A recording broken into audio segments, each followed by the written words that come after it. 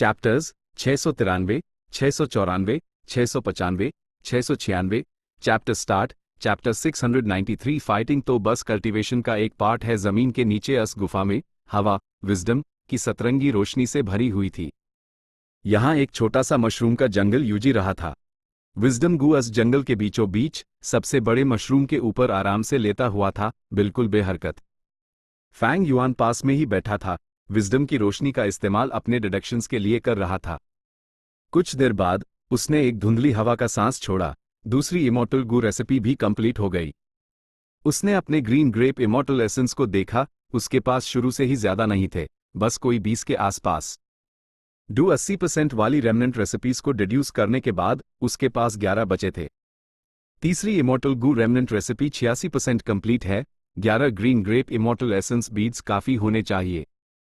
Fang Yuan ने delight in water and mountain immortal gu को देखा। वो चमक रहा था और उसमें कोई इशू नहीं था।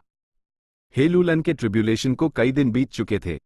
बैटल में जोरदार इस्तेमाल होने की वजह से क्लेंस सोल इमॉर्टल गू पहले से ही भूखा हो गया था, जबकि delight in water and mountain immortal gu को कई बार एक्टिवेट किया गया था, लेकिन उसकी कंडीशन अभी भी अच्छी थी, वो भूखा नहीं था।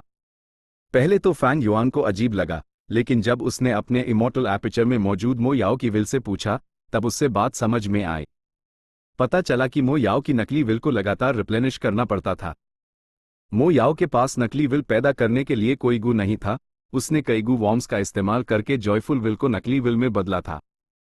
इसलिए जब वो गू वॉर्म्स को फीड करती थी तो सबसे ज्यादा ध्यान वो delight in water and mountain immortal gu पर ही देती थी। Delight in water and mountain immortal gu को मो याओ की विल ने पूरा पेट भरकर खिलाया था। वो सिर्फ तब नहीं खिलाती थी जब वो भूखा हो। इसलिए भले हाईफैंग युआन यूज इतना ज्यादा इस्तेमाल कर रहा था, अभी भी कुछ टाइम था जब तक use delight in water and mountain immortal gu को फीड करने की जरूरत पड़ती। ये साफ तौर पर एक अच्छी बात थी। आखिरकार एक भूखे इमॉर्टल गू को जबरदस्ती एक्टिवेट करने से वो मर सकता था। क्लेंस सोल इमॉर्टल गू पहले से ही भूखा था, इसलिए फैंग युआन के लिए किलर मूव मिरियड सेल्फ का इस्तेमाल करना कहीं ज्यादा रिस्की था। शायद अगली बार जब वो ये इमॉर्टल किलर मूव इस्तेमाल करेगा तो क्लेंस सोल इमॉर्टल गू इस प्रोसेस में डिस्ट्रॉय हो जाएगा। इमॉर्टल गू रेसिपीज डिड्यूस करना अभी फैंग युआन की इनकम का सबसे इंपॉर्टेंट सोर्स था। अगर delight in water and mountain immortal gu का इस्तेमाल नहीं हो पाता तो फैंग युआन फिर से एक मुश्किल सिचुएशन में फंस जाता। फैंग युआन ने delight in water and mountain immortal gu को फिर से एक्टिवेट किया। उसने तीसरी इमॉर्टल गू रेमनेंट रेसिपी को डिड्यूस करना शुरू किया। इस बार use demon venerable true meaning infusion मिला था। इमॉर्टल गू रेमनेंट रेसिपीज को डिड्यूस करने में इससे काफी मदद मिली। ऐसा इसलिए था क्योंकि true meaning infusion reckless savage demon venerable की कल्टीवेशन की समझ को अपने अंदर लेने जैसा था। इसने सीधे फैंग युआन की फाउंडेशन बढ़ा दी थी। ये उसके कल्टीवेशन के रेल्म को ऊपर उठा सकता था। जहां तक गू रेसिपीज के डिडक्शन की बात है, ये किसी की अपनी फाउंडेशन पर बेस्ड होता है। जितनी मजबूत फाउंडेशन, यूटीएनआई हाई ज्यादा डिडक्शन की एफिशिएंसी। भले high refinement path attainment level सबसे इंपॉर्टेंट था, क्योंकि इसमें कई चीजों पर ध्यान देना पड़ता था। इन सोच के प्रोसेसेस में स्ट्रेंथ पथ और ट्रांसफॉर्मेशन पथ भी शामिल होंगे। 2 दिन बाद फैंग युआन ने अपना डिडक्शन पूरा किया। उसने 3 कंप्लीट इमॉर्टल गू रेसिपीज हासिल कर ली। वो इन इमॉर्टल गू रेसिपीज को लंग या ब्लेस्ड लैंड लग गया और लंग या लैंड स्पिरिट के साथ ट्रांजैक्शन पूरा किया। उसने न सिर्फ अपना कर्ज चुकाया और अपने ग्रीन ग्रेप इमॉर्टल एसेंस के खर्च का हिसाब पूरा किया, बल्कि उसने 11 इमॉर्टल एसेंस स्टोन्स प्रॉफिट के तौर पर भी कमाए। सब कुछ अब ट्रैक पर वापस आ गया था। 8 दिन बाद फैंग युआन ने 3 और कंप्लीट इमॉर्टल गू रेसिपीज लैंग या लैंड स्पिरिट को दी और 5वीं डील पूरी की।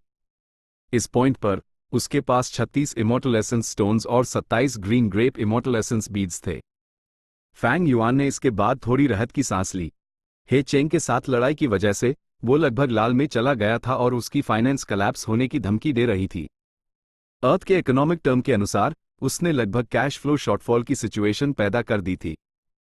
भले high immortal killer move myriad self में बहुत ताकत है, मुझे हर बार यूज इस्तेमाल करने पर एक green grape immortal essence bead खर्च करना पड़ता है। अगर मैं इसे कई बार इस्तेमाल करूंगा तो खर्चा बहुत बड़ा होगा।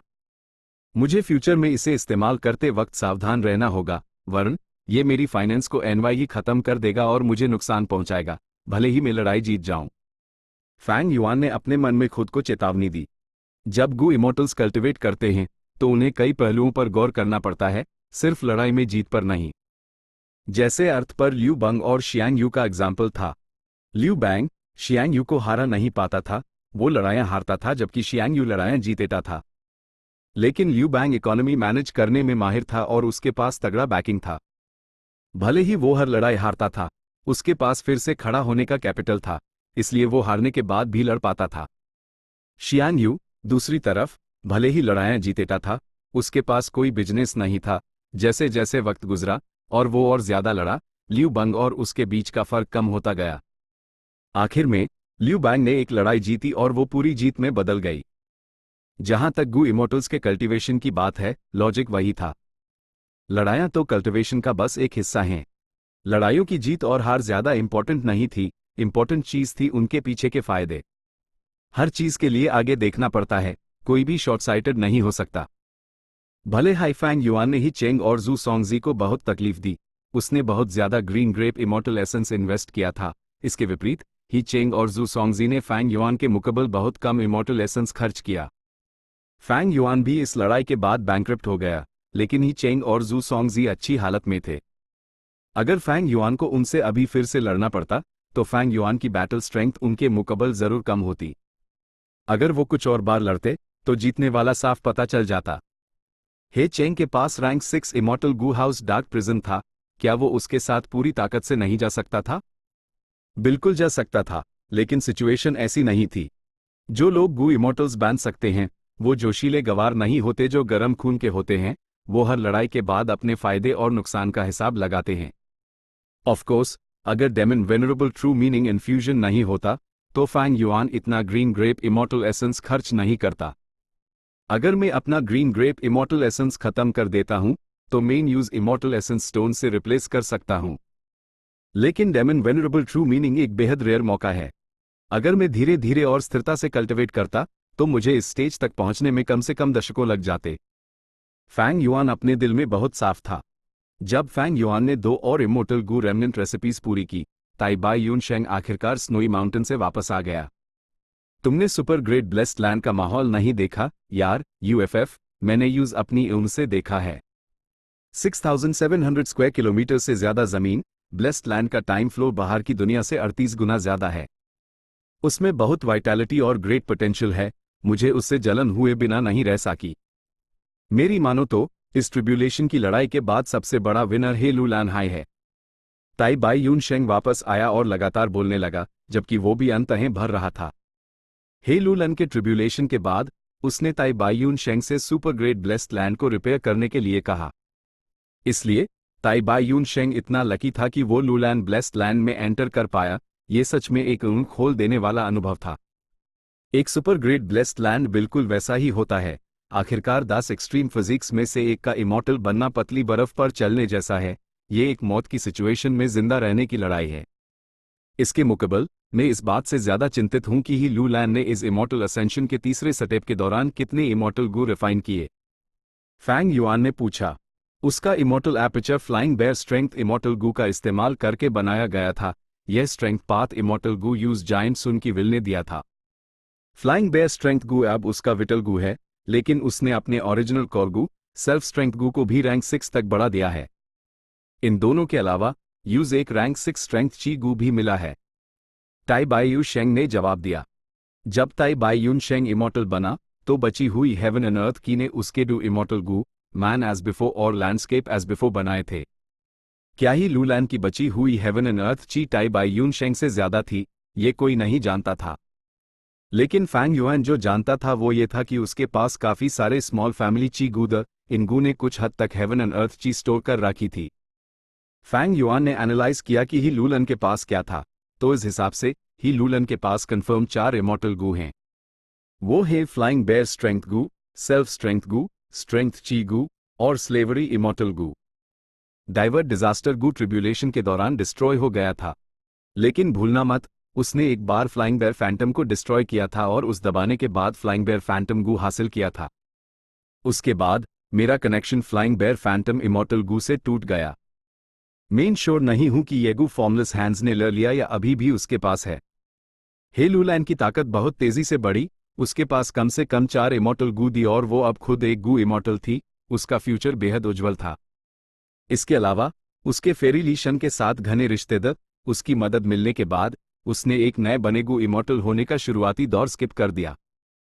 फेरी ली शन के पास इमॉर्टल एसेंस स्टोन्स की कमी नहीं थी। एक बड़े इन्वेस्टमेंट के साथ लूलैंड ब्लेस्ड लैंड तेजी से डेवलप करेगा। ही लूलैंड जिसके पास सुपर ग्रेट ब्लेस्ड लैंड है, वो कल्टिवेशन स्पीड में बिना शक मुझे बहुत पीछे छोड़ देगी।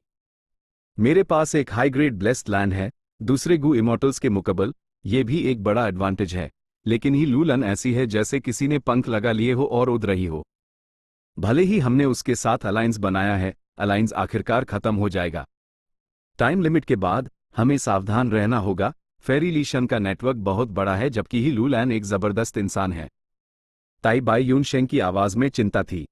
जीनियस हे लूलैन की तेजी से बढ़ती ग्रोथ ने ताई बाई यून शेंग जैसे बुजुर्ग आदमी पर बहुत मानसिक दबाव डाल दिया था। लेकिन फैंग युआन के लिए यह और भी बुरा था। उसका कल्टिवेशन रुका हुआ था। जब तक वो एक इमॉर्टल ज़ॉम्बी था, उसका कल्टिवेशन लेवल आगे नहीं बढ़ेगा।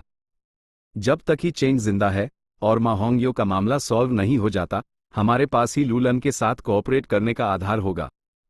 तुम्हें इस बार ईस्टर्न सी जाते वक्त बहुत सावधान रहना होगा। शार्क डेमन से निपटना आसान नहीं है। अगर तुम्हें रिइंफोर्समेंट्स की जरूरत पड़े तो मूविंग पर्सपेक्टिव कपगू का इस्तेमाल करके मुझसे कांटेक्ट करना। फैंग युआन ने ताई बाई यून शेंग को सावधान रहने की याद दिलाई। ताई बाई यून शेंग इमॉर्टल ब्लेसड लैंड में 2 दिन रुका और फिर ईस्टर्न सी के लिए निकल पड़ा। वो death sentence awaits immortal gu से पीड़ित था और उसने ईस्टर्न सी के एक इमॉर्टल ज़ॉम्बी शार्क डेमन से यूलू ब्लेस्ड लैंड एक्सप्लोर करने का वादा किया था। उसके पास निकलने के अलावा कोई चारा नहीं था। Fang Yuan immortal blessed land में ही रहा।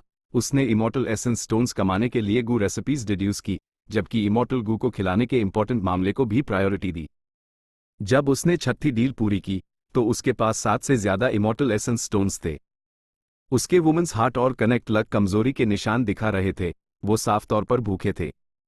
क्लेंस सोल इमॉर्टल गू के साथ उसके पास कुल 3 इमॉर्टल गू द खिलाने के लिए। क्लेंस सोल इमॉर्टल गू को खाने के लिए 10,000 व्हाइट लोटस जायंट सिल्कवर्म गू चाहिए थे। कनेक्ट लक इमॉर्टल गू को 5,000 किलोग्राम रेत चाहिए थी, जो ancient desolate beast worldly sand गुल के आराम करने की जगह से हो। पॉइजन पाथ इमॉर्टल गू वुमेन्स हार्ट को खाने के लिए औरतों के दिल चाहिए थे। यूज पहले 2 कैसे मिलेंगे इसका कोई आइडिया नहीं था। फैंग युआन ने सबसे आसान वाले को पहले निपटाने का फैसला किया। Western desert.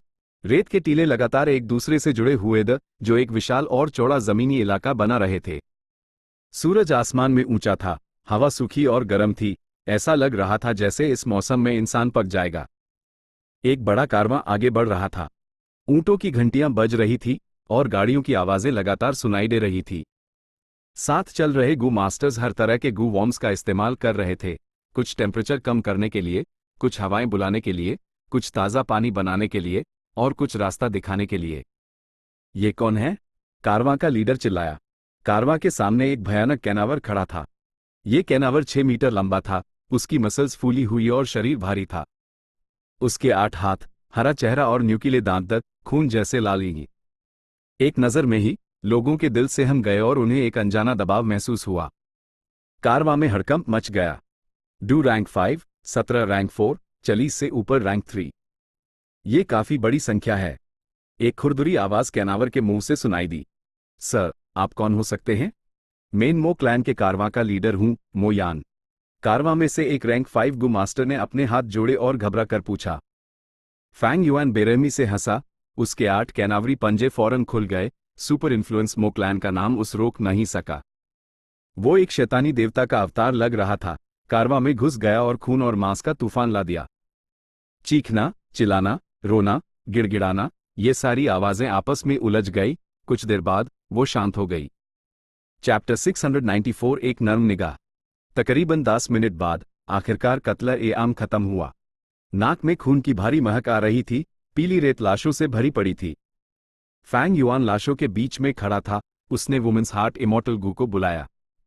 इमॉर्टल गू धीरे धीरे ऊपर उठा, हवा में तैरने लगा और एक लाल बैंगनी रोशनी छोड़ने लगा। रोशनी पूरे बैटलफील्ड में फैल गई। कुछ ही सांसों में पूरे बैटलफील्ड में सारी महिला लाशें कांपने लगी। लाशों का कंपन और तेज हो गया और आखिरकार एक जोर से पॉप के साथ दिल उनके जिस्म से फटकर बाहर निकले और थोड़ा ऊपर उठे, हवा में वुमेन्स हार्ट की तरफ उड़ने लगे। उनके पास पहुंचने से पहले ही ये खूनी दिल हवा में लाल बैंगनी रोशनी से निगल लिए गए, गहरे बैंगनी रोशनी के गोलों में बदल गए। ये रोशनी के गोले जैसे चिड़ियों के बच्चे अपने घोंसले में लौट रहे हों, वुमेन्स हार्ट में समा गए। पॉइजन पाथ इमोर्टल गू वुमेन्स हार्ट थोड़ा कांपा, उसने एक तीखी चीख मारी, जैसे खिलाए जाने पर खुशी से चिल्ला रहा हो। एक पाल बाद बैटलफील्ड में सभी औरतों के दिल वुमेन्स हार्ट को खाने के तौर पर दे दिए गए थे। फैंग युआन ने वुमेन्स हार्ट को वापस बुला लिया। इस इमोर्टल गू की भूख काफी हद तक शांत हो गई थी, लेकिन उसका पेट अभी तक भरा नहीं था। फैंग युआन ने हल्का सा माथा सिकोड़ा। जिस हिसाब से ये चल रहा है, वुमेन्स हार्ट इमोर्टल गू का पेट भरने के लिए मुझे 4000 और औरतों के दिल लगेंगे। ये कारवां जिसे मैंने काट डाला, उसमें अच्छी खासी ताकत थी। इतना बड़ा कैरावान वेस्टर्न डेजर्ट में आम नहीं है। फैंग युआन ने कुछ देर सोचा और फिर आसमान में उड़ गया। हवा में उसने अपनी हथेली फैलाई, उस जमीन की तरफ धकेला। तुरंत हजारों आग के गोले पैदा हुए जो बैटलफील्ड पर जा टकराए। धमाके हुए, पत्थर और रेत उड़ने लगे, लाशें जल गईं और वो जगह आग के समुंदर में बदल गई। ये कोई किलर मूव नहीं था, ये बस संख्या की ताकत थी। उसने कई एक जैसे फायर पाथ मॉर्टल गू का इस्तेमाल किया था। फैंग युआन ने कई काले तेल के ड्रैगन्स फेंके। तेल के ड्रैगन्स आग के समुंदर में उड़ गए, उसकी तीव्रता बढ़ा दी और बैटलफील्ड को जमीन से मिटा दिया। पीछे बचे सारे निशान मिट गए। ये करने के बाद फैंग युआन ने अपने लाइट इल्यूजन बैट विंग्स फड़फड़ाए और तेजी से उड़ गया। वो उत्तर पूर्व की तरफ गया, कई बड़े बड़े ओएसिस को पार किया और आखिरकार अपना टारगेट ढूंढ लिया, एक छोटा सा ओएसिस। ऊंचाई से नीचे देखने पर ओएसिस एक हीरे जैसा लग रहा था जो सुनहरे रेगिस्तान में जड़ा हो। ओएसिस में एक झील थी, उसका पानी साफ और नीला था, उसके चारों तरफ पेड़ उगे हुए थे। यहां बहुत से लोग रहते थे, बाजार में रौनक थी और ये समृद्धि और शांति का नजारा था। फैंग युआन ने अपनी हरकतों को छुपाया नहीं, वो बिना बादल वाले आसमान के ऊपर प्रकट हुआ जो बहुत ध्यान खींचने वाला था। गू मास्टर्स का एक झुंड सैंड गर्ल्स पर सवार होकर ओएसिस से ऊपर उड़ा। ये कौन सा कैनावर है? एक ज़ॉम्बी जैसा लगता है। यह गू मास्टर्स ज्यादातर जवान लोग थे। उन्होंने फैंग युआन के भयानक रूप को देखा और डर से बड़बड़ाने लगे। वो लगभग सभी रैंक 2 थे, सिर्फ लीडर एक रैंक 3 गू मास्टर था। ये लोगों का ग्रुप फैंग युआन की तरफ उड़ा, वो उससे लगभग 300 कदम दूर रुक गए। लीडर बहुत सतर्क था, उसने हाथ जोड़े। यह जो शी ओएसिस है जिसे हम लैंड क्लैन कंट्रोल करते हैं। ओएसिस के ऊपर का आसमान नो फ्लाई जोन है, उम्मीद है सिर जमीन पर उतर आएंगे। अगर आप ओएसिस में आना चाहते हैं तो हमारे पास बाहर से आने वाले गू मास्टर्स के लिए गू मास्टर्स हैं। सिर को बस प्रोसीजर्स फॉलो करने होंगे। जब तक आप रिक्वायरमेंट्स पूरी करते हैं आपको ओएसिस में आने दिया जाएगा। फैंग युआन लगातार ओएसिस को घूरता रहा, अपने इन्वेस्टिगेटिव गू का इस्तेमाल करके इलाके की जांच कर रहा था।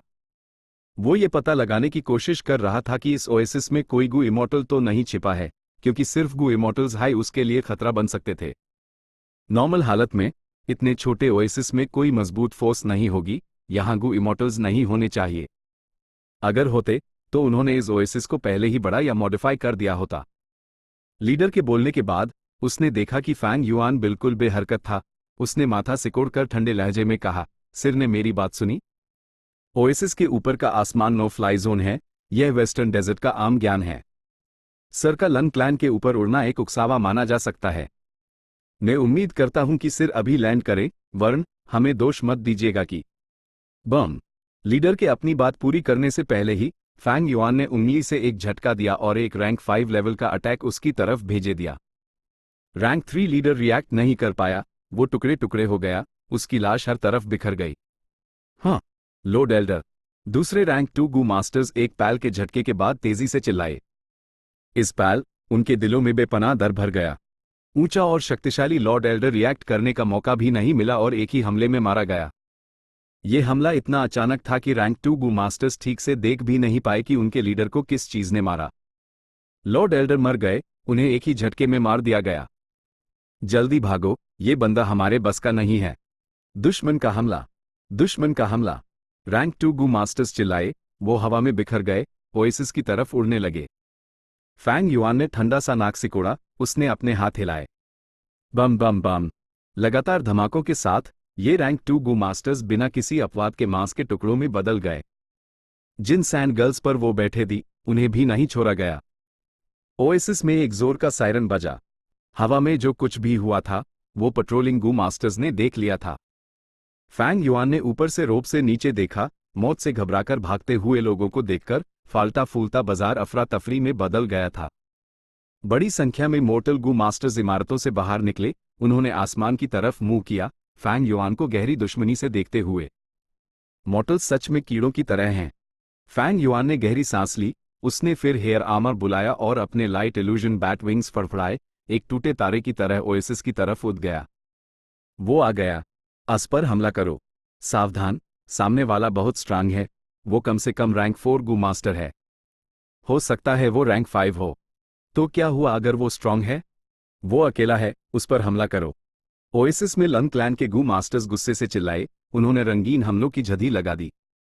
लेकिन फैंग युआन का चार्ज धीमा नहीं हुआ। उसने आसानी से इन रुकावटों को तोड़ दिया और ओएसिस के बीच में क्लैन हेड पवेलियन से जा टकराया। बम! जोरदार धमाका कानों को बहरा कर सकता था। बड़े इंपैक्ट से जमीन हिल गई। क्लैन हेड पवेलियन की रक्षा करने वाले डिफेंसिव गू वॉर्म्स दी, लेकिन वो बेकार वो जगह एक पाल में ढेर हो गई। पत्थर उड़े और टाइल्स टूट गए। हवा के झोंके बाहर निकले और अपने साथ धूल के बादल ले गए। जब धूल और धुआं छाटा, फैंग युआन का विशाल शरीर और 8 भयानक हाथ लैन क्लैन के गू मास्टर्स के सामने थे। वो मारा नहीं। कमीने, क्लैन हेड पवेलियन उसने बर्बाद कर दिया। पूर्वजों की तख्तियां सब अंदर हैं। मारो, इस शैतान को मारो। सबकी भावनाएं भड़क उठी। उन्होंने फैंग युआन को घेर लिया। तुम सब चुप हो जाओ। अचानक एक बुजुर्ग आदमी चिल्लाया, भीड़ से बाहर निकलते हुए। Lord clan Elder. आसपास के लोगों ने इस बुजुर्ग आदमी को प्रणाम किया। बुजुर्ग क्लैन लीडर बहुत हैरान था। वो क्लैन हेड पवेलियन की डिफेंसिव पावर को अच्छे से समझता था। ये क्लैन की केंद्रीय और सबसे महत्वपूर्ण जगह थी। इसकी सुरक्षा बहुत मजबूत थी। अगर बुजुर्ग क्लैन लीडर जैसे 10 लोग भी इस पर हमला करते तो शायद वो इसे तोड़ नहीं पाते। लेकिन फैंग युआन के सिर्फ एक हमले ने पूरे क्लैन हेड पवेलियन को बर्बाद कर दिया। सिर्फ एक हमला। इसका क्या मतलब था? बुजुर्ग क्लैन लीडर ने अपने दर पर काबू पाया। उसने फैंग युआन के सामने गहरा झुककर प्रणाम किया। हमारी लन क्लैन कई पीढ़ियों से न्यूट्रल रही है। हमने बाहरी दुनिया से कोई लेना देना नहीं रखा। पता नहीं हमसे क्या गलती हुई, सर, लेकिन हम आपको जरूर कॉम्पनसेट करेंगे जब तक आप सेटिस्फाइड ना हो जाएं। जैसे ही उसने ये कहा, उसने तुरंत गू मास्टर्स का गुस्से भरा विरोध झेला। लॉर्ड क्लैन लीडर, आप ये क्या कह रहे हैं? ये कैनावर जो ना इंसान है ना भूत, उसने हमारा क्लैन हेड पवेलियन बर्बाद कर दिया। यहां तक कि एल्डर लैंडुअन भी उसके हाथों मारे गए।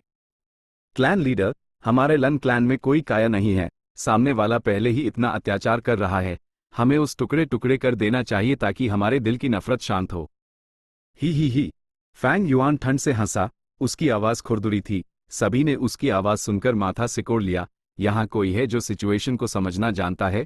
हम सही है। ये छोटा सा ओएसिस कई बड़ी ताकतों के बीच फंसा हुआ है। अगर तुम अपनी जगह नहीं जानते तो तुम क्लैन लीडर बने नहीं रह पाते। तो मेरी बात सुनो। मैं चाहता हूं कि तुम अगले 10 मिनट के अंदर 6000 दिल जमा करो। याद रहे, ये दिल पूरे होने चाहिए और सिर्फ औरतों के होने चाहिए। मर्दों और छोटी लड़कियों के दिल बेकार हैं। क्या? वो सच में 6000 औरतों के दिल चाहता है? ये एक शैतान है। वो एक कानून तोड़ने वाला शैतान है। वो सच में चाहता है कि हमारा क्लैन उसका पलटू कुत्ता बन जाए। उसके लिए दिल जमा करे। गू मास्टर्स में हंगामा मच गया। बुजुर्ग क्लैन लीडर का चेहरा भी अनिश्चित था। 6000 औरतों के दिल एक बहुत बड़ी संख्या थी। इस ओएसिस के आसपास कई मॉर्टल गांव थे, लेकिन मॉर्टल्स की संख्या निश्चित रूप से काफी नहीं थी। इसका मतलब था 6000 तक पहुंचने के लिए यूज लैंड क्लैन के क्लैंसमैन को कुर्बान करना पड़ेगा। इसलिए बुजुर्ग क्लैन लीडर की पोजीशन निश्चित रूप से छीन जाएगी। कोई भी ऐसे इंसान को अपना लीडर नहीं बनने देगा। क्या सिर की मांग बहुत ज्यादा अत्याचारी नहीं है?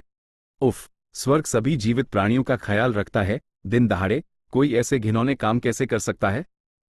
मुझे डर है कि लन क्लैन आपकी मदद नहीं कर सकता। बुजुर्ग क्लैन लीडर ने आ भरते हुए एक दयालु चेहरा दिखाया। है, तो फिर कोई और रास्ता नहीं है। भले ही ये थोड़ा ज्यादा झंझट वाला है, लेकिन काम चल जाएगा। फैंग युआन बेरहमी से हंसा। उसका मारने का इरादा बढ़ गया। लाइट इल्यूजन बैट विंग्स उसकी पीठ पर फड़फड़ाए और एक पाल बाद वो बुजुर्ग क्लैन लीडर के सामने प्रकट हुआ। ज़ॉम्बी के पंजे बिजली की तरह आगे बढ़े। बुजुर्ग क्लैन लीडर की गर्दन पकड़ ली। यूज आसानी से ऊपर उठा लिया। इतना तेज।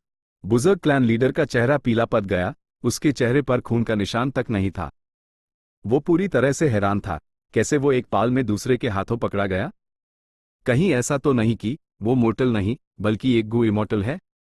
एक भयानक ख्याल बुजुर्ग क्लैन लीडर के दिल में आया। वो चिंता से चिल्लाया, सा सब कुछ बात हो सकती है, कृपया रहम करें, कृप आ क्रैक। बुजुर्ग क्लैन लीडर की गर्दन फैंग युआन ने पीस कर चूर कर दी। बुजुर्ग क्लैन लीडर का सिर एक तरफ लटक गया, उसकी अंग खुली की खुली रह गई, वो बिना शांति के मर गया। ऐसा नहीं था कि वो बदला लेने के लिए अपने गू वॉर्म्स का इस्तेमाल नहीं करना चाहता था, लेकिन फैंग युआन के इमोर्टल एपर्चर में कई मॉर्टल गू द जो गू वॉर्म्स को सील और दबा सकते थे। उसने उसने क्लैन लीडर को मार दिया। नहीं, लॉर्ड क्लैन लीडर, आप मर नहीं सकते। लॉर्ड क्लैन लीडर का बदला लो। गू मास्टर्स ने रिएक्ट किया और गुस्से से चिल्लाए। एक उमड़ती लहर की तरह वो फैंग युआन की तरफ बढ़े, हर तरह के हमले करते हुए आतिशबाजी का एक सुंदर प्रदर्शन किया। फैंग युआन बचा नहीं, वो वहीं खड़ा रहा, हमलों को अपने शरीर पर लगने दिया बिना हिले डुले। सबके हमले 100 सांस तक चले और फिर रुक गए। गू मास्टर्स के पास लिमिटेड प्राइमीवल एसेंस था, इतने तेज हमलों की लहर के साथ वो इसे ज्यादा देर तक जारी नहीं रख सकते थे। क्या वो मर गया? वो जरूर पीस कर छुटने बन गया होगा। उफ, हमारे बेचारे बुजुर्ग क्लैन लीडर, हम उनकी लाश तक नहीं उठा पाए। लेकिन जब धुआं छाटा, गू मास्टर्स की एयर फटी की फटी रह गई। उन्होंने देखा कि फैंग युआन अभी भी उसी जगह पर गर्व से खड़ा था। भले ही आसपास सब कुछ तहस महस हो गया था, उसका काला आमा अभी भी एकदम नया लग रहा था, यहां तक कि टूटे हुए कांटे भी तेजी से रिजेनरेट हो रहे थे। कुछ सांस के बाद फैंग युआन का हेयर आर्मर पूरी तरह से रिजेनरेट हो गया, उस पर एक निशान तक नहीं था। हेयर आर्मर एक मोर्टल किलर मूव था, ये कई 100 गू वॉर्म्स से बना था और दर्जनों रैंक 5 गू वॉर्म्स थे। यह इमोर्टल ज़ॉम्बी बॉडी की नींव पर भी इस्तेमाल किया गया था, इसकी डिफेंस ऐसी नहीं थी जिसे ये गू मास्टर्स तोड़ सकें। फैंग युआन पर हमला करने वालों में एक लौटा रैंक 4 गू मास्टर, बुजुर्ग क्लैन लीडर, मर चुका था। 10 से कम रैंक 3 गू मास्टर्स बचे द, बाकी रैंक 2 और 1 थे। उनके हमले बहुत बिखरे हुए द, कई हमले एक दूसरे को कैंसल कर चुके द, यह फैंग युआन के लिए कोई खतरा पैदा नहीं कर सकता था। यह है तुम्हारा हमला? मुझे खरोंच तक नहीं लगी। फैंग युआन हंसा, उसकी हंसी तेज नहीं थी, लेकिन ये सबके कानों में बहुत साफ सुनाई दे रही थी। एक तेज ठंडक गू मास्टर्स के दिलों में उठी और तेजी से फैल गई।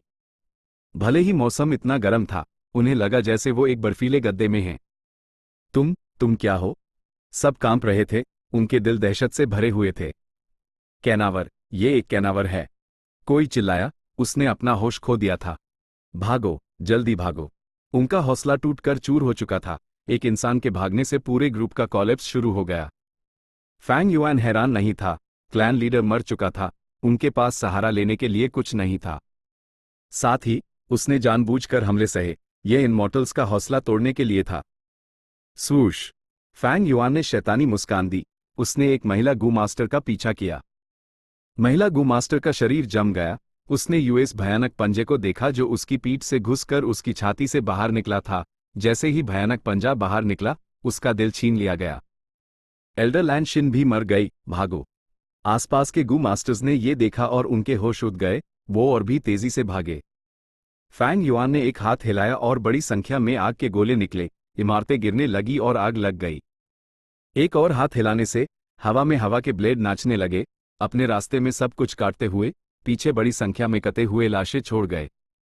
नहीं, प्लीज, मैं तुमसे भीख मांगती हूं, मुझे मत मारो।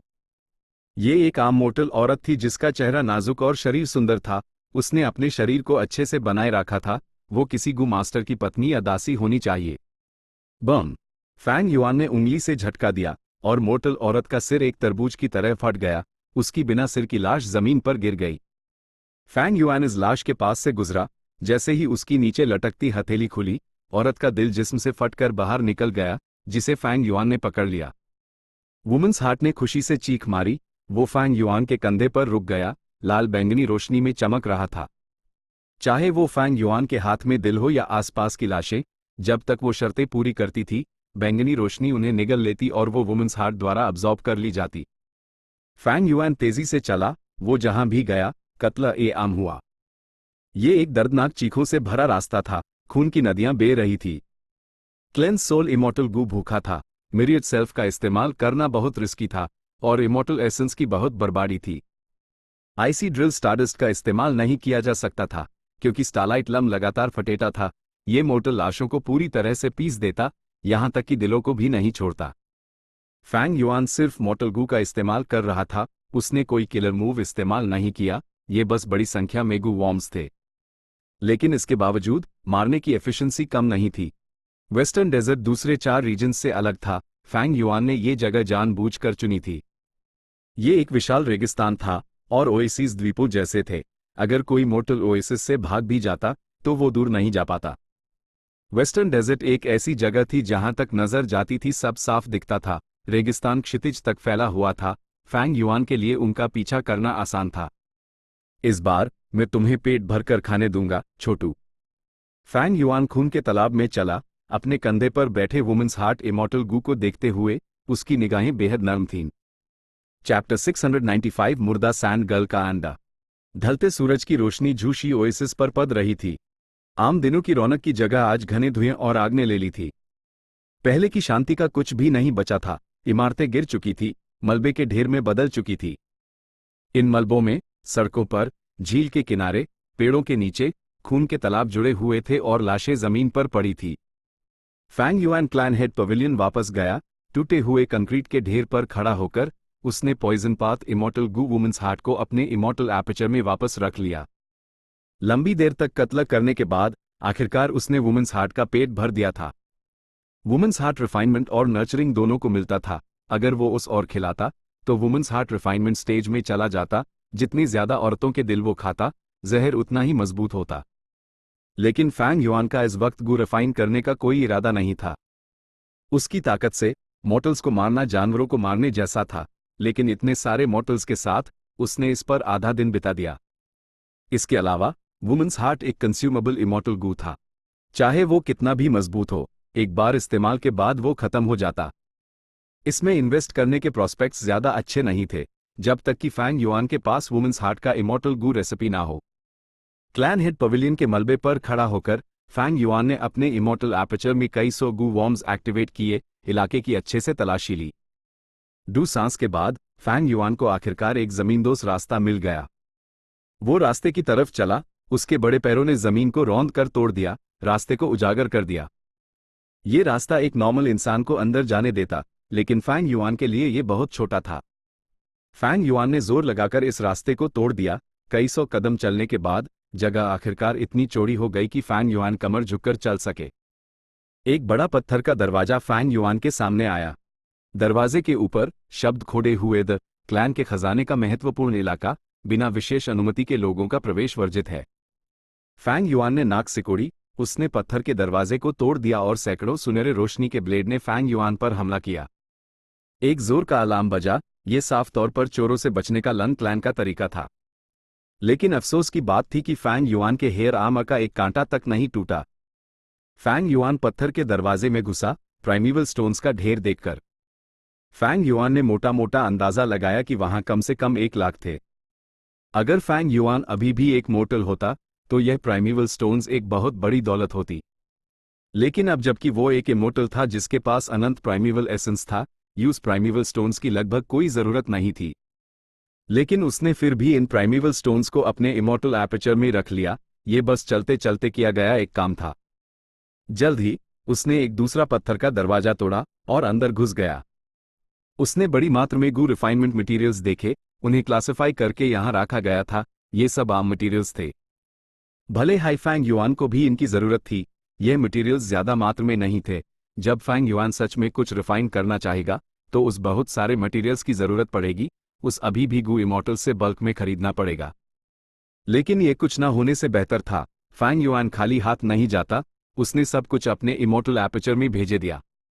आगे तीसरे, चौथे और पांचवें पत्थर के दरवाजे के पार सब में गू रिफाइनमेंट मटेरियल्स द बस इतना था कि वो अलग अलग किस्म के थे और उनके स्टोरेज के कंडीशंस अलग थे। फैंग युआन ने ये सब भी ले लिए। छठे पत्थर के दरवाजे पर यूज गू वॉर्म्स माइल। बड़ी संख्या में मोर्टल गू यहां स्टोर किए गए थे।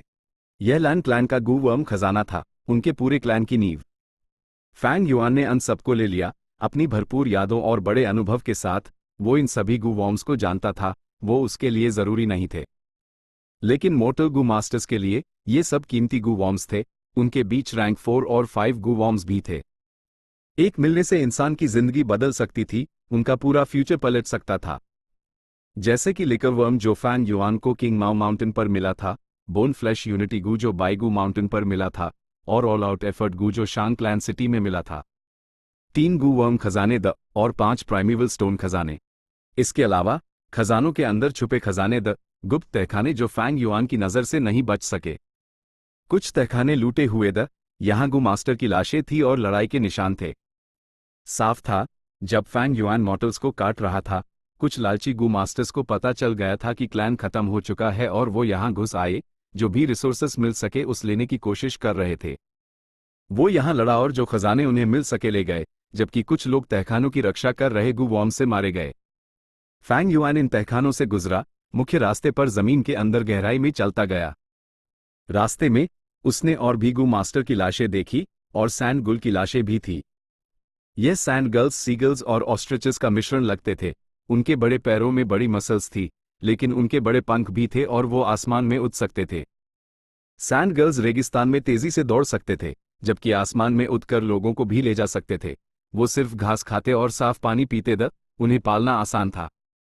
शांत स्वभाव के साथ वो वेस्टर्न डेजर्ट गू मास्टर्स के बीच सबसे आम सवारी थे।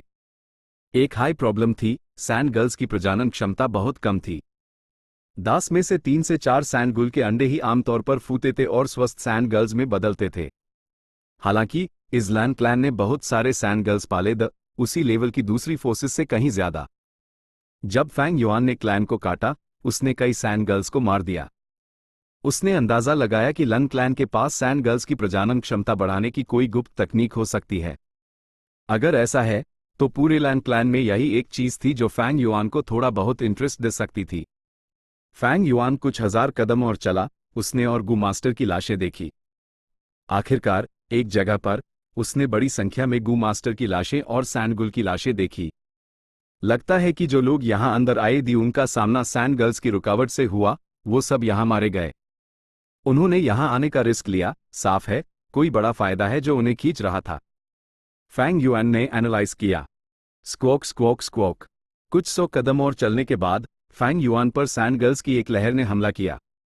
100 सैंड गर्ल्स दी, उनके beach sand girl 100 beast king घायल था, शायद पहले गू मास्टर्स के साथ हुई लड़ाई की वजह से। लेकिन ये मामूली जानवरों का झुंड फैंग युआन का मुकाबला कैसे कर सकता था? बस कुछ सांस के वक्त में फैंग युआन ने इन सैंड गर्ल्स को मार दिया और आगे बढ़ता रहा। रास्ता नीचे की तरफ जा रहा था। गहराई फैंग युआन के लिए काफी हैरान करने वाली थी। सैंड गर्ल्स के दास हमलों से छुटकारा पाने के बाद फैंग युआन सुरंग से बाहर निकला। उसकी नजर का दायरा बढ़ गया जब वो एक विशाल जमींदोज गुफा में दाखिल हुआ। ये गुफा काफी बड़ी थी, ये एक स्क्वायर जैसी थी। गुफा के बीच में एक विशाल पत्थर की मेज थी। मेज पर एक विशाल अंडा था, वो एक घर के साइज का था। उसकी पीली चमक थी, लेकिन वो पहले ही काफी फीकी पड़ चुकी थी। मेज के चारों तरफ पीली रेत की एक मोटी परत थी। रेत बेहद मुलायम और हल्की गर्म थी, उस पर पैर रखने से रुई जैसा महसूस होता था। इस रेत पर कई अंडे रखे हुए द उनमें थोड़ा दबे हुए। ये अंडे अलग अलग साइज के द वहां कुछ टूटे हुए अंडे के छिलके भी थे। ये अंडे सब सैंड गुल के अंडे हैं। यह लन क्लैन के सैंड गर्ल्स का प्रजनन स्थल है। फैंग युआन गुफा में घुसा। अपने घर और अंडों की रक्षा के लिए बड़ी संख्या में सैंड गर्ल्स उठे और फैंग युआन की तरफ बढ़े। फैंग युआन भी असर रहा। उसने एक हाथ हिलाया और बड़ी संख्या में हवा के ब्लेड ने इन सैंड गर्ल्स को फसल की तरह काट दिया। एक और ठंड के झोंके से इन सैंड गर्ल्स में से आधे जम गए। बहुत कम सैंड गर्ल्स बचे द उनकी पहले जैसी संख्या नहीं थी, इसलिए उनका ऑरा कम हो गया और वो डर से भागने लगे। फैंग युआन को उन सबको मारने में कोई दिलचस्पी नहीं थी। वो जितना मेज के पास पहुंचा, उसकी नजर उतनी ही मेज पर रखे विशाल अंडे की तरफ खींचती गई। उसके चेहरे पर कुछ खुशी दिखाई दी। ये अंडा, क्या ये एक वर्ल्डली सैंड गुल का अंडा है? फैंग युआन पत्थर की मेज पर रुका और विशाल अंडे के सामने आया। उसने दरारों से भरे छिलके को छुआ, उस पर कई छोटे छेद दी, जिसमें से पारदर्शी एंडी का सफेद हिस्सा धीरे धीरे दरारों से बह रहा था। एंडी का सफेद हिस्सा पत्थर की मेज पर गिरा, मेज पर बनी दरारों के साथ बहते हुए पीली रेत पर जा गिरा। यह ancient desolate beast worldly sand गुल का अंडा था। अंदर की जिंदगी अंडे में ही मर चुकी थी। यहां तक कि अंडे का सफेद हिस्सा भी लीक हो रहा था। यह साफ तौर पर एक मारा हुआ अंडा था। सैंड गर्ल्स की प्रजनन क्षमता कम थी। वर्ल्डली सैंड गर्ल्स जो उसी नस्ल के थी उनकी दर और भी कम थी। लेकिन यह आखिरकार एक एंशिएंट डेसोलेट बीस्ट का जीवन सार था। अंडे के सफेद हिस्से का इतना सतह पर इस्तेमाल भी इन सैंड गर्ल्स की प्रजनन क्षमता को काफी बढ़ा सकता था। फैंग युआन को वो प्रजनन विधि नहीं मिली जिसका वो अंदाजा लगा रहा था। उस असल में एक एंशिएंट डेसोलेट बर्ड का मारा हुआ अंडा मिला था। ये एक खुशगवार हैरानी थी। जैसा सोचा था, कनेक्ट लक इस्तेमाल करने के बाद कुछ अच्छा ही मिला ना। एक छोटे से मिडसाइज्ड क्लैन को मारने के बाद मुझे आखिरकार कुछ काम की चीज मिल ही गई। फैंग युआन ने दिल ही दिल में आ भरी। उसके कनेक्ट लक इमॉर्टल गू को खाने के लिए ancient desolate beast worldly sand गुल के आराम करने की जगह की रेत चाहिए थी। इस रेत को सैंड गल सॉइल के नाम से जाना जाता था। यह एक विशेष संसाधन था जो वर्ल्डली सैंड गुल के प्रभाव के कारण आम मिट्टी से बनता था। मूल रूप से अगर फैंग युआन को रेत हासिल करनी होती तो उस दूसरों से खरीदना पड़ता या एक वर्ल्डली सैंड गुल का घोंसला ढूंढना पड़ता और बड़ा रिस्क लेकर चुपके से घुसकर सैंड गल सॉइल चुराना पड़ता। लेकिन अब जबकि उसके पास वर्ल्डली सैंड गुल का मारा हुआ अंडा है, वो इस अंडे में मौजूद जीवन सार का इस्तेमाल करके आम रेत को सैंड गल सॉइल में बदल सकता है। मुझे कनेक्ट लक इमॉर्टल गू को खिलाने के लिए 5000 किलोग्राम सैंड गल सॉइल चाहिए। इस अंडे में भरपूर जीवन सार है, ये काफी होना चाहिए। अगर ये काफी नहीं भी हुआ तो ये मुझे इस मुश्किल वक्त से निकल देगा। मुझे कनेक्ट लक इमॉर्टल गू को पेट भरकर खिलाने की जरूरत नहीं है। जब तक वो भूखा नहीं मर रहा उतना ही काफी है। आखिरकार आने वाले भविष्य में कोई उपयुक्त टारगेट नहीं है। कनेक्ट लक इमॉर्टल गू वैसे भी बेकार है। खुश होकर फैंग युआन ने ये मारा हुआ अंडा ले लिया। हु इमॉर्टल ब्लेस्ड लैंड लौटने के बाद उसने अपनी तैयारियां शुरू कर दी। वो अपनी पिछली जिंदगी में एक ब्लड पाथ ग्रैंड मास्टर था, अब वो एक स्ट्रेंथ पाथ ग्रैंड मास्टर भी बन गया था। ये दोनों पद जीवन और जीवंतता से जुड़े थे। उस जल्द ही एक आइडिया आया। 600 मॉर्टल गू का इस्तेमाल करके एक गू फॉर्मेशन बनाया, इस मारे हुए अंडे का जीवन सार निकाला जिससे बहुत सारी वाइटल एनर्जी बनी। फैंग युआन ने विजडम गू की मदद से इस विधि को मॉडिफाई किया, वाइटल एनर्जी को एक हल्के पीले जूस में कंडेंस किया। इस जूस में एक दिन और एक रात के बाद आमरेत सैंड गल सॉइल में बदल गई। 3 दिन बाद फैंग युआन को कनेक्ट लक इमॉर्टल गू को पेट भरकर खिलाने के लिए काफी सैंड गल सॉइल मिल गई। इसलिए उसके हाथों में क्लेंस सोल इमॉर्टल गुहा एक ऐसी चीज बची थी जिसे खिलाने में उस दिक्कत आ रही थी। क्लेंस सोल इमॉर्टल गू को खिलाने के लिए use 10,000 white lotus giant silkworm gu का मांस चाहिए था, लेकिन white lotus giant silkworm gu बहुत दुर्लभ था। 1 लाख साल पहले लेट एंटिक्विटी एरा के दौरान सोल पाथ फला फूला और ये गुवम कभी बहुत लोकप्रिय हुआ करता था। दुर्भाग्य से इस समय ट्रेजर येलो हेवन में बहुत कम white lotus giant silkworm Gu थे। फैंग युआन ने 8 आर्म इमॉर्टल के नाम का इस्तेमाल करके इस गुवम और उसके रेसिपी की मांग की, लेकिन किसी ने यूज जवाब नहीं दिया। चैप्टर 696 गद्दारी का ऐलान। हस्बैंड हुआंग 3 महीनों से ऐसी ही है। हम क्या करें? अगर उस कुछ हो गया तो मैं जीना नहीं जानती। फेरी बाई किंग ने कुशन पर बैठी फंग जिन हुआंग को देखते हुए धीमी आवाज में सिसकते हुए कहा। वो स्पिरिट अफिनिटी हाउस की एक महान गू इमॉर्टल थी। वो बहरी दुनिया के लिए हमेशा एलिगेंट और नोबल रही थी, लेकिन अब जब ये उसकी प्यारी बेटी से जुदा था उसने अपना आपा खो दिया। वो अब पहले जैसी शांत नहीं थी।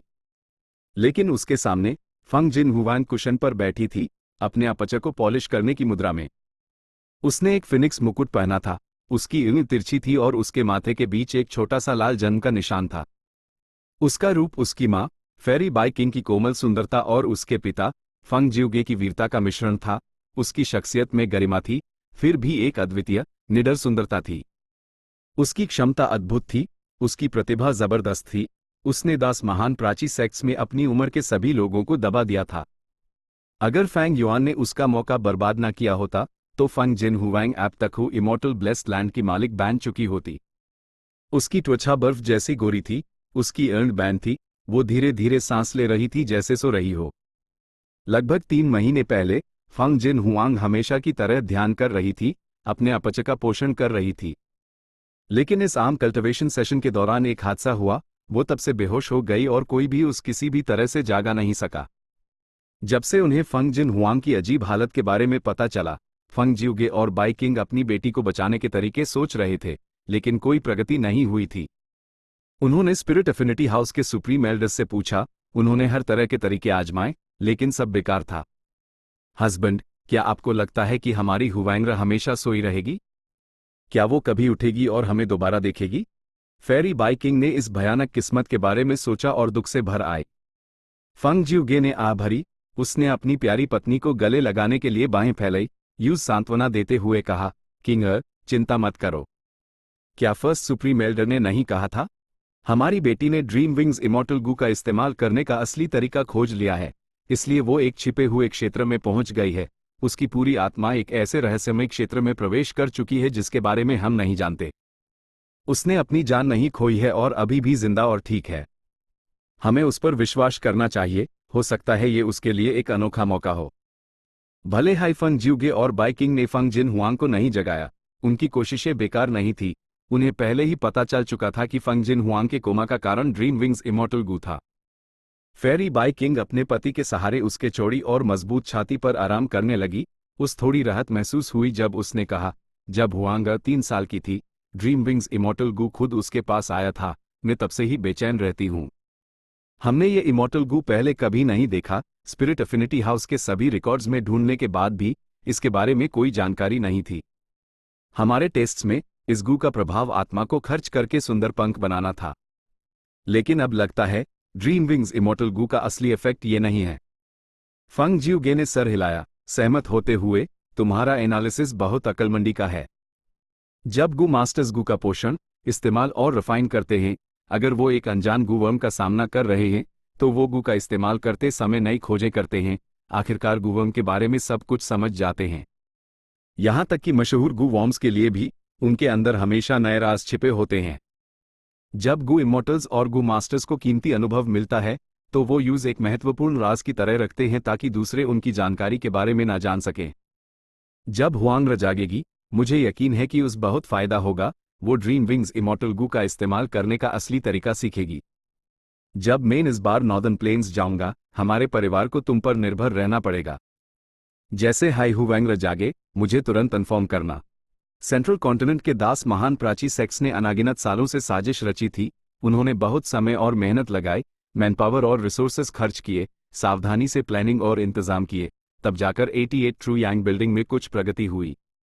लेकिन आखिर में फैंग युआन ने अपनी पिछली जिंदगी की यादों का इस्तेमाल किया और उनकी मेहनत का फल तोड़ लिया, इन इंतजामों को अपने लिए इस्तेमाल कर लिया।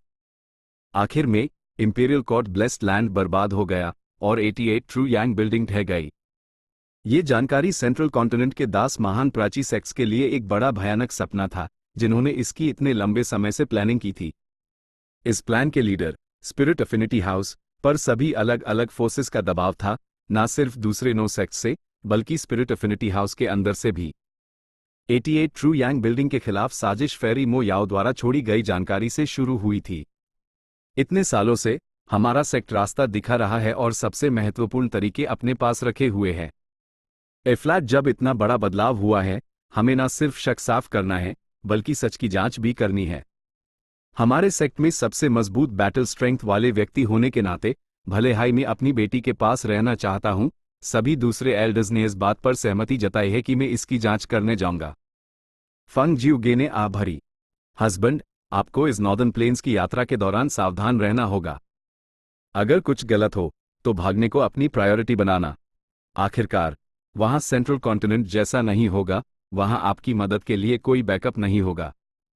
दूसरे नो सेक्स के लोगों पर भरोसा मत करना। इस समय जब आपने दास महान सेक्स को लगातार ललकारा था, आपने कई जीते और एक भी हार का सामना नहीं किया, कई लोगों की इज्जत को भरी चोट पहुंची थी। इतने सालों से आप 10 सेक्स के पब्लिकली सबसे मजबूत इंसान माने जाते हैं, सबको दबाकर रखा है। अगर स्पिरिट अफिनिटी हाउस आपको खो देता है, तो वो सब शायद राहत की सांस लेंगे।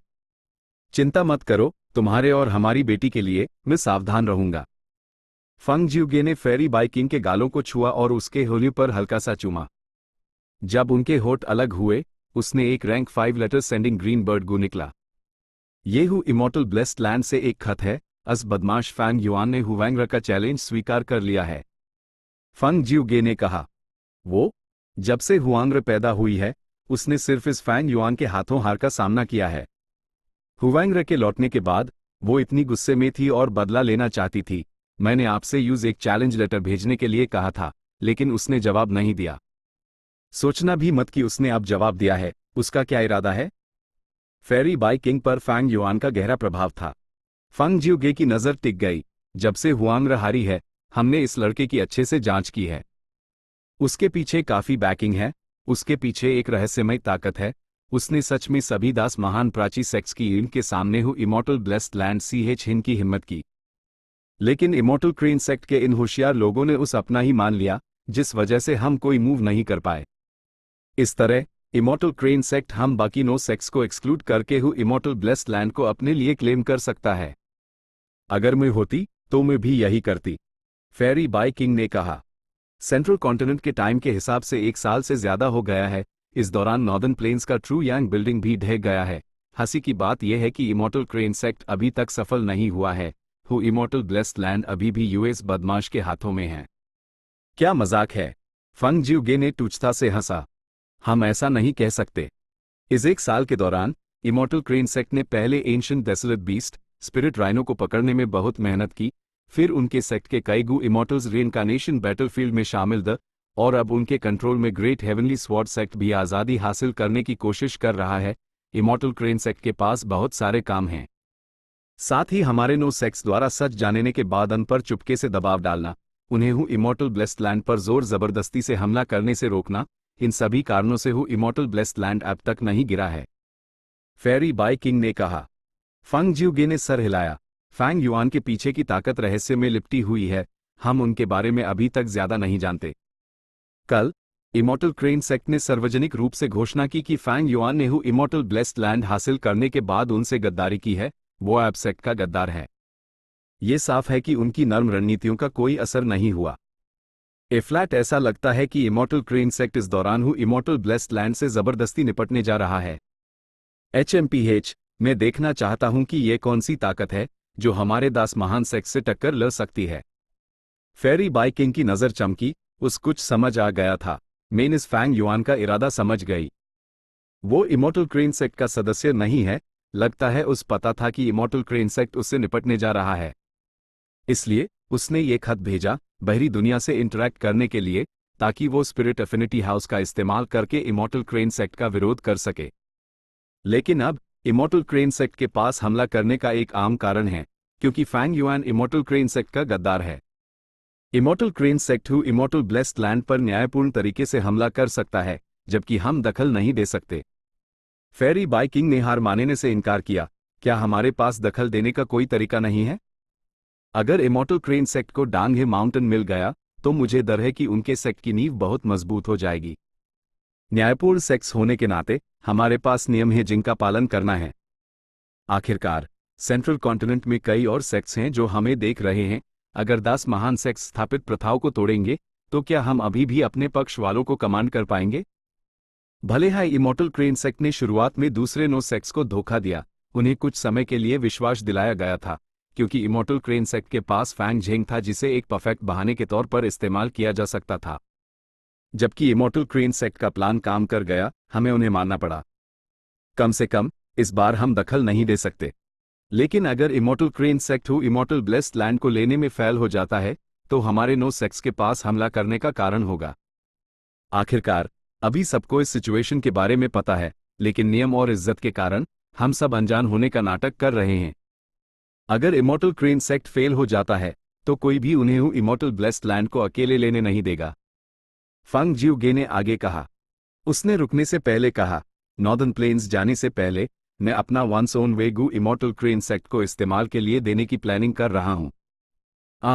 आपका क्या इरादा है? फेरी बाई किंग थोड़ा चौंक गई। फंग जियोगे बहुत कॉन्फिडेंट था।